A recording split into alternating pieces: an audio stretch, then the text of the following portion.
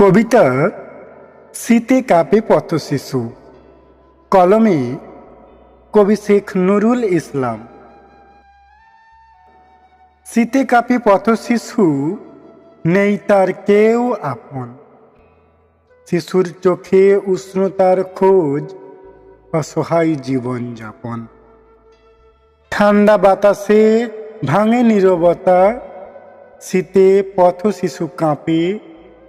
হিমেল রাতে জ্বলে ওঠে স্বপ্নের আলো, উষ্ণতার খোঁজে হাঁটে। হারানো পথে একাকী জীবন, নেই কোনো তার ঠিকানা।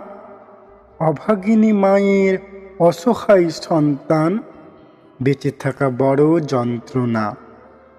পথশিশু কত স্বপ্ন দেখে অন্য শিশুদের মতো, বাবা মায়ের ছায়া তলে উঠত বেড়ে, দুশ্চিন্তা মুক্ত হতো।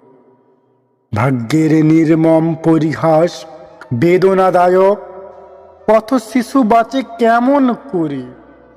ভাগ্যের চাকা ঘুরবে একদিন, পরিশ্রম ও ধৈর্য করে।